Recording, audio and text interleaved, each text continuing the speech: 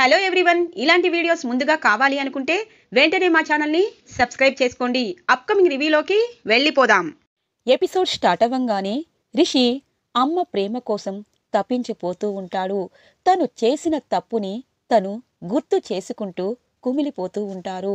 దేవుడు నాకు మరో జన్మ ఇస్తే జగతి మేడం అమ్మగా ప్రతి జన్మలోనూ కావాలని కోరుకుంటాను. అమ్మ బ్రతకాలి, అమ్మతో ఎన్నో కబుర్లు చెప్పుకోవాలి, తన ఒడిలో పడుకొని వసుధార గురించి చెప్పాలి, అమ్మకి డాడ్ గురించి చెప్పాలి. అమ్మా, ఒక్కసారి ఈ రిషిని క్షమించమ్మా. నా మనసులో నిన్ను గుడి కట్టి దేవతలాగా పూజిస్తానమ్మా. అమ్మా, చిన్నప్పుడు నాకు దూరంగా వెళ్తేనే ఇప్పటికీ తట్టుకోలేకపోయాను. నన్ను విడిచి ఇప్పుడు వెళ్ళిపోతే నేను ఎలా తట్టుకోగలను? వద్దమ్మా, ఈ రిషిని వదిలి నువ్వు ఎక్కడికి వెళ్ళొద్దు. నీ కన్న కొడుకు ప్రేమని నువ్వు పొందాలమ్మా. నువ్వు బ్రతకాలి బ్రతకాలి అని చెప్పి రిషి మనసులో మనోవేదన పడుతూ ఇక కుమిలిపోతూ ఉంటారు. ఇంతలో డాక్టర్ వస్తారు. చూడండి, తన పరిస్థితి చాలా క్రిటికల్గా ఉంది. కానీ తనకున్న గాయంతో పోరాడుతుంది. తను 1 గంట బ్రతికినా చాలు అనుకుంటుంది.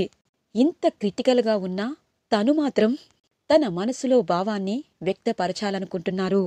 అలాంటి క్రిటికల్ కండిషన్లో ఉన్న పేషెంట్కి ఇక్కడి వారితో ఖచ్చితంగా ఏదో ఒక పెద్ద సంబంధం ఉంది. తన దగ్గరగా వెళ్ళి తన మనసులో ఉన్న భావాన్ని బయటికి తీసుకురండి. ఎందుకంటే తను చాలా క్రిటికల్ కండిషన్లో ఉన్నారు. ఒక్కొక్కసారి దేవుడు మిరాకిల్ చేస్తారు, మనకి అవకాశం ఇస్తారు. ఆ అవకాశాన్ని మనం సద్వినియోగ పరుచుకోవాలి. ఒక డాక్టర్గా ఇలాంటివి నేను చెప్పకూడదు. తను బ్రతికే అవకాశం 1% ఉన్నా తన గుండెల్లో ఉన్న ప్రేమకి తను బ్రతకచ్చు అని చెప్పి 100% గ్యారంటీ ఇస్తాను అని అంటారు డాక్టర్. ఒక్కసారిగా రిషి వసుధార డాక్టర్ చెప్పిన మాటలకి ఎమోషనల్ అవుతారు.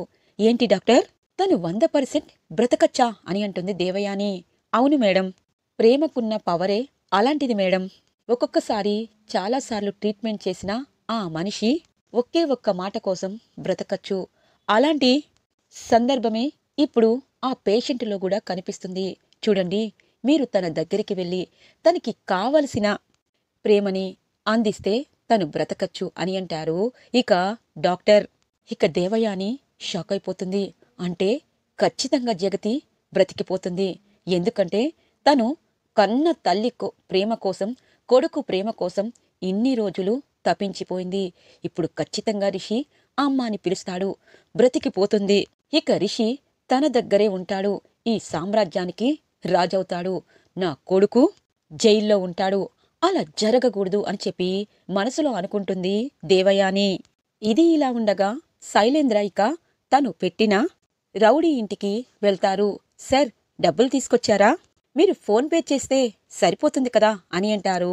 ఇక ఆ రౌడీ, ఫోన్ పే చేస్తే నిన్ను తెలిసిపోతుంది కదా నీకు నేను డబ్బులు పెట్టిన సంగతి, డబ్బులకి నేను మాట్లాడుకున్న సంగతి. అయినా నువ్వు చాలా జాగ్రత్తగా రిషిని వేసేయమంటే జగతి మేడంని వేసేశావు. ఇప్పుడు డబ్బుల కోసం ధైర్యంగా నన్ను అడుగుతున్నావు. నీకు తెలియని విషయమేంటో తెలుసా?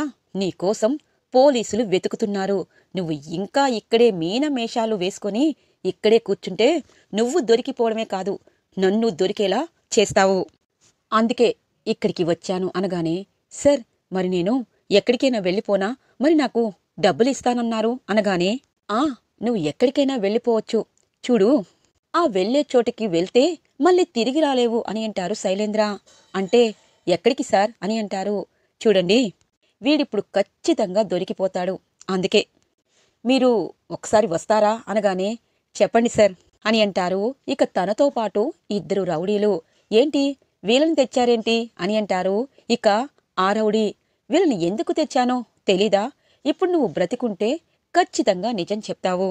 నిన్ను చంపేశాననుకో, ఇక నువ్వు కూడా చచ్చిపోతావు. కాబట్టి ఇక నా మీద చెప్పేవారు ఎవ్వరూ ఉండరు. వీడికి నేను డబల్ కాదు, 3 అమౌంట్ ఇచ్చి తల్లి కొడుకుల్ని ఫినిష్ చేయమన్నాను. కానీ వీడు సగం పని కూడా చెయ్యకుండా పోలీసులకి దొరికిపోయేటట్టున్నాడు. అందుకే వీణ్ణు చంపేయండి. మీకు ఇవ్వాల్సింది, వీడికి ఇవ్వాల్సిన డబ్బు మీ చేతిలో పెడతాను అని అంటారు శైలేంద్ర. సార్, ఇది అన్యాయం అనగానే, నువ్వేమైనా మంచి పనులు చేస్తున్నావా? నేను డబ్బులిస్తాననగానే తల్లి కొడుకుల్ని చంపాలనుకున్నావు, కానీ చంపలేదు. ఇప్పుడు నువ్వే చచ్చిపోబోతున్నావు అని చెప్పి ఇక అక్కడున్న రౌడీని తన వెనకాలే తెచ్చిన రౌడీలతో చంపించేస్తాడు శైలేంద్ర. సార్, ఇప్పుడు ఈయన్ని చంపించారు, పోలీసులు వెతికితే మేం దొరికిపోతామేమో అనగాని, దొరకకుండా ఉండాలనే కదా మిమ్మల్ని ఈ గెటప్లో తెప్పించాను. వెళ్ళండి, మీరు ఎవ్వరికీ కనిపించినంత దూరంగా వెళ్ళిపోండి. మీరు బ్రతికున్నంతకాలం సరిపడే డబ్బనేది మీ ఇంటి దగ్గర పెట్టాను. మీకు భార్య పిల్లలు ఉన్నా వెళ్ళిపోండి అనగాని, సరే సార్. తనతో పాటు వచ్చిన రౌడీలు అక్కడి నుండి వెళ్ళిపోతారు. ఏ పనైనా సరే కొంచెం కూడా మిగిలిస్తే అది నా పీకల మీదకే వచ్చేస్తుంది అని మనసులో అనుకుంటారు. ఇంతలో దేవయాని ఫోన్ చేస్తుంది శైలేంద్రకి. ఎక్కడునో శైలేంద్ర అనగాని, మమ్మీ, ఒక చిన్న పని పెండింగ్లో ఉంది, అది పూర్తి ఇప్పుడే చేశాను. చెప్పు మమ్మీ అనగానే, నీ ముఖంలా ఉంది. ఇక్కడ జగతి బ్రతికేటట్టు ఉంది. డాక్టర్లే చెప్తున్నారు తను బ్రతకచ్చు చావచ్చని. కాని జగతి ధైర్యానికి ఖచ్చితంగా బ్రతుకుతుంది. రిషి తనని అమ్మ అని పిలిస్తే తను చనిపోయినా బ్రతికొస్తుంది. నిన్ను నమ్ముకున్నందుకు అటు జగతిని ఏం చేయలేకపోయావు, రిషిని ఏం చేయలేకపోయావు అనగానే, మమ్మీ, పిన్ని నిజంగా బ్రతుకుతుందన్నారా డాక్టర్స్ అనగానే, అన్నారు. వాళ్ళు రిషి వసుధారాని లోపలికి వెళ్ళమని డాక్టరే చెప్తున్నారు. ఖచ్చితంగా రిషి అమ్మ అని పిలిస్తే జగతి బ్రతికేస్తుంది అని అంటుంది దేవయాని. మమ్మీ, వాళ్ళని ఆపు మమ్మీ అని అంటారు. ఎలా ఆపను? వాళ్ళు లోపలికి వెళ్ళిపోయారు. మమ్మీ, నువ్వు కూడా వెళ్ళి అక్కడున్న ట్యూబ్ ఏదైనా కట్ చేసే అనగానే, చూడు శైలేంద్ర, ఇప్పుడు నేను దొరికిపోయే పనులు ఏమీ చెయ్యలేను. ఇప్పుడు నువ్వు రిషికి దొరకకుండా ఉండడానికి ప్రయత్నం చెయ్యి, ఇక్కడికి రా అని అంటుంది దేవయాని. సరే మమ్మీ, నువ్వు కంగారు పడద్దు. మనమంటే ఏంటి అనేది తెలిసినా వాడి కూడా అయిపోయాడు, ఇక చెప్పే అవకాశం లేదులే, వస్తున్నాను. ఇప్పుడు బ్రతికిపోయినా కొన్ని రోజుల తర్వాత పిన్ని చచ్చిపోతుంది. రిషి తన కళ్ళ ముందే చంపేస్తాను, నువ్వేమి కంగారు పడద్దు అని చెప్పి హాస్పిటల్కి బయలుదేరతారు శైలేంద్ర. ఇక రిషి, వసుధార అలాగే మహేంద్ర జగతి మేడం దగ్గరికి వెళ్లబోతూ ఉండగానే వసుధార ఆగిపోతుంది. సార్, మేడం రిషి సార్కి ఏదో చెప్పాలనుకున్నారు, కానీ రిషి సార్ మేడంని అమ్మ అని పిలవాలనుకుంటున్నారు. ఆ తల్లి కొడుకులు ప్రేమకి మనం అడ్డుపడకూడదు. రిషి సార్, వెళ్ళండి, మేడంని మీ మనస్ఫూర్తిగా అమ్మ అని పిలవండి, ఖచ్చితంగా మేడం బ్రతుకుతారు అనగానే ఇక రిషి ఒక్కడే ఇక జగతి మేడం దగ్గరికి వెళ్తారు. జగతిని ఆ పరిస్థితిలో చూసిన రిషికి గుండె ముక్కలవుతుంది. ఇక రిషి జగతి మేడం దగ్గర కూర్చొని తన చేతిని పట్టుకుంటారు. ఎందుకమ్మా, ఎందుకు ఈ కొడుకంటే ఇంతగా ప్రేమిస్తున్నావు? ఈ కొడుకు నిన్ను ద్వేషించాడు, అనరాని మాటలు అన్నాడు. ఏ కన్న కొడుకు ఏ తల్లికి అనని మాటలు నిన్ను అన్నాడు. అయినా కన్న తల్లి ప్రేమ ఇలాగే ఉంటుందా? తన కొడుకు కోసం తన ప్రాణాలనే ఇచ్చేసినంత ప్రేమ ఉంటుందా? మరి నా మనసుకి ఎందుకు అర్థం కాలేదమ్మా? నీ ప్రేమ ఎందుకు నన్ను అర్థం కానివ్వలేదు? అమ్మా, నువ్వు బ్రతకాలి, జీవితాంతం నిన్ను అమ్మగా పూజిస్తాను. అమ్మ అని పిలుపుకి జీవితాంతం నేను చెరువులో ఉంటాను. నువ్వు బ్రతకాలి అమ్మా, నువ్వు బ్రతకాలి, నాతో ఆడాలి, నాకు నువ్వు చెప్పుకోవలసిన ఎన్నో బాధలు చెప్పుకోవాలి. అమ్మా, నువ్వు బ్రతుకమ్మా అని చెప్పి ఇక రిషి తన చేతిని పట్టుకొని చాలా అంటే చాలా బాధపడుతూ ఉంటారు. జగతి చలనం ఉండదు. జీవితాంతం నాకు శిక్ష వేసి వెళ్ళాలనుకుంటున్నావా అమ్మా? ఈ రిషిని ఋషిలాగా చూడాలనుకుంటున్నావా అమ్మా? అమ్మా, నా కన్నీళ్లతో నీ కాళ్ళని కడుగుతానమ్మా, లెగు లెగు, రిషి అన్న ఒక్క మాట మాట్లాడు అని చెప్పి ఇక రిషి బాధపడుతూ ఉంటారు జగతి మేడంని చూస్తూ.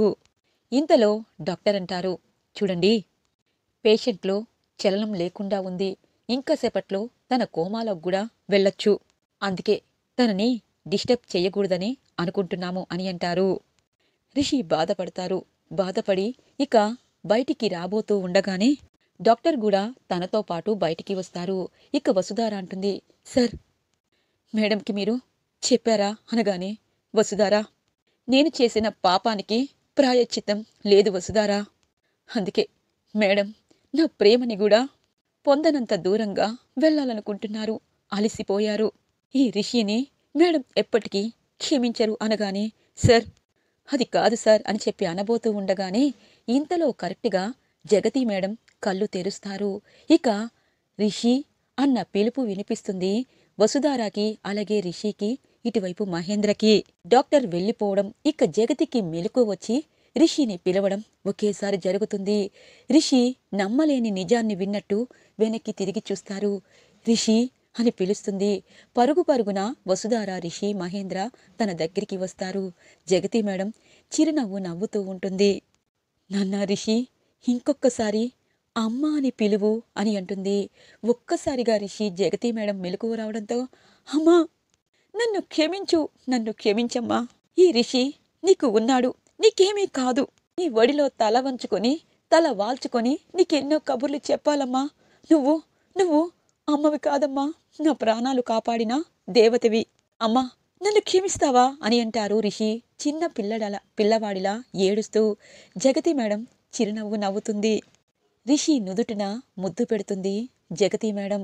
ఇక మహేంద్ర, జగతి నువ్వు అనుకున్నట్టు రిషి నిన్ను అమ్మ అని పిలుస్తున్నాడు.